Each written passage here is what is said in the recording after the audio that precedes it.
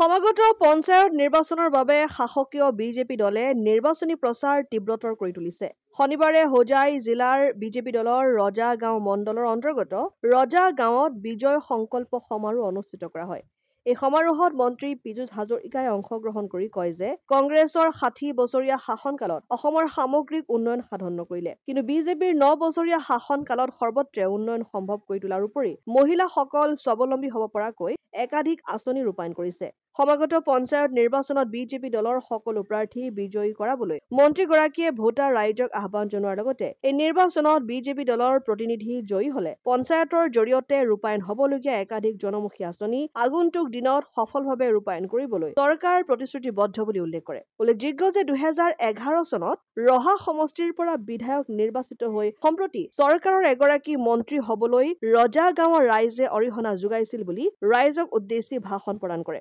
বিজয় সংকল্প সমাৰোহত সাংসদ কামাখ্যা প্ৰসাদ তাছা, বিধায়ক ৰামকৃষ্ণ ঘোষৰ উপৰি দলৰ বহু কেইগৰাকী বিশিষ্ট ব্যক্তি উপস্থিত থাকে। এইখিনিতো সকলো মোৰ নিজৰ মানুহ। এই মানুহখিনিয়ে মোক জীৱনত প্ৰতিষ্ঠা দিছিলে। এই মানুহখিনিয়ে 11 চনত মোক নিৰ্বাচনত জয়ী কৰাইছিলে। গতিকে ইয়ালৈকে যেতিয়াই আহোঁ মই নিজৰ ঘৰলৈকে আহোঁ। এই মানুহখিনিৰ মৰম কেতিয়াও পাহৰিব নোৱাৰোঁ। জীয়াই থকালৈকে এই মানুহখিনিৰ লগত থাকিম। সকলোকে আগতেও প্ৰতিশ্ৰুতি দিছোঁ, আজিৰ প্ৰতিশ্ৰুতি দিছোঁ। দেখিছে তেওঁলোকৰ অৱস্থা সেইখিনিয়ে। পাকিস্তানত থাকি অহা ব্যক্তি, যি পাকিস্তানক ভাল পায়, 15 দিন পাকিস্তানত থাকি অহা মানুহ, যোনে ভাৰতবৰ্ষৰ নাগৰিকত্ব ল'ৰা ছোৱালীক নিদিয়ে, তেনেকুৱা মানুহৰ পৰা আৰু কি আশা কৰিব পাৰি?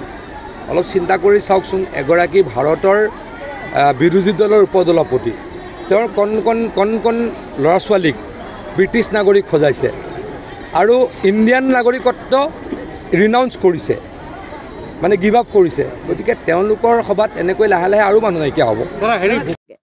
কচুৱাৰ পৰা গুলজাৰ হুছেইনৰ ৰিপৰ্ট, অসম আদিত্য।